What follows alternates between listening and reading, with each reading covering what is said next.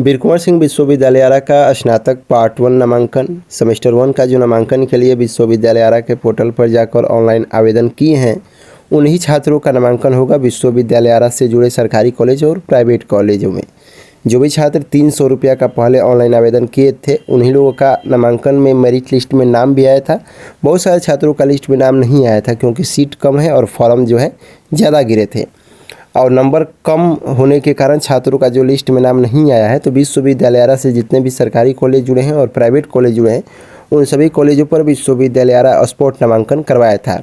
Spot नामांकन में भी सीट पूरा बुक हुआ था और बहुत सारे छात्रों का नामांकन अभी तक अपडेट नहीं हुआ है। तो इस वीडियो के माध्यम से सभी जानकारी को बताएंगे। सबसे पहले क्योंकि विश्वविद्यालय आरा में अभी भी सीट कुछ खाली है, उन सीटों पर विश्वविद्यालय आरा नामांकन कैसे लेगा। तो सबसे पहले आपको आ जाना है biharinfo.in पर और इस चैनल से जुड़ जाइए और इस चैनल पर जुड़ के इस वीडियो को शेयर कर दीजिए, वीडियो को लाइक कर दीजिए, तमाम दोस्तों के पास बिहार इन्फो के बारे में चर्चा कीजिए। अब हम आ गए हैं biharinfo.in वेबसाइट पर। बिहार इन्फो अब यहाँ पे जस्ट नाउ अपडेट में देख सकते हैं कि स्पोर्ट एडमिशन 2023 का ऑनलाइन अप्लाई यहाँ पे लिंक था। इसी लिंक पर आप आकर ऑनलाइन आवेदन कर रहे थे। तो सबसे पहले यहाँ पर हम आते हैं सीट देखे पर। सीट देखे पर हम क्लिक करते हैं। क्लिक करने के बाद विश्वविद्यालय आरा का जितने भी सीट हैं उस सीट पर हम चर्चा करते हैं। सबसे पहले अब इसमें जो सब्जेक्ट हैं, जैसे कि मान लेते हैं कि होम साइंस सब्जेक्ट है, इंग्लिश सब्जेक्ट है, तो मान लेते हैं कि हिस्ट्री पर हम पहले सेलेक्ट करते हैं।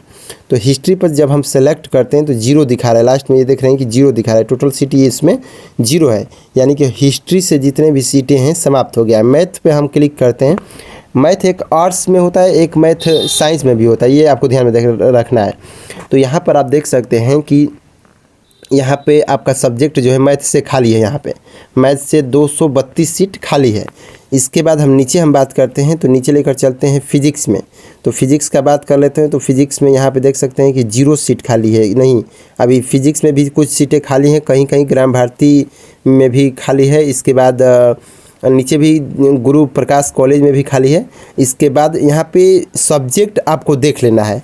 मान लेते हैं कि आपको होम साइंस लेना है तो होम साइंस में भी आपको साइकोलॉजी इस पर क्लिक कर देना है। क्लिक करने के बाद यहाँ पे आपको देख सकते हैं कि सीट अभी खाली है। सीट खाली कहाँ है, तो नंबर ऑफ सीट अवेलेबल इसमें आपको देखना है। तो मान लेते हैं कि यहाँ पे सीट आपको देखने को मिल रहा है, खाली है। यहाँ पे सीट आप देख लिए कि खाली है। अब विश्वविद्यालय आरा का जो नया नामांकन है वो अपडेट कल हो रहा था स्पोर्ट नामांकन का। इसके बाद बहुत सारे छात्र पेमेंट किए हैं। पेमेंट जो किए हैं उनका पेमेंट करने के बाद जो आगे का स्थिति है उसको भी बता देते हैं कि क्या करना है। अब रहा बात कि खाली सीट पर नामांकन कैसे होगा। तो जो भी छात्र स्पार्ट 1 में नामांकन लिए थे, स्पॉट नामांकन में नामांकन के लिए अपडेट भी करा लिए हैं, पेमेंट भी कर दिए, उनका जो नामांकन का लास्ट स्थिति है, आप 1 तारीख तक कॉलेज में जाकर डॉक्यूमेंट वेरिफिकेशन कराकर नामांकन लेंगे। अब 1 तारीख के बाद विश्वविद्यालय आरा क्या करेगा कि सीट पर जो नामांकन है सब्जेक्ट चेंज करने का मौका देगा। सब्जेक्ट चेंज करेंगे आप ऑनलाइन पोर्टल से। सब्जेक्ट कैसे चेंज होगा, सब्जेक्ट चेंज करने के बाद अब इस पर फिर से एक स्पॉट नामांकन होगा और फिर से आप सीट बुक करेंगे।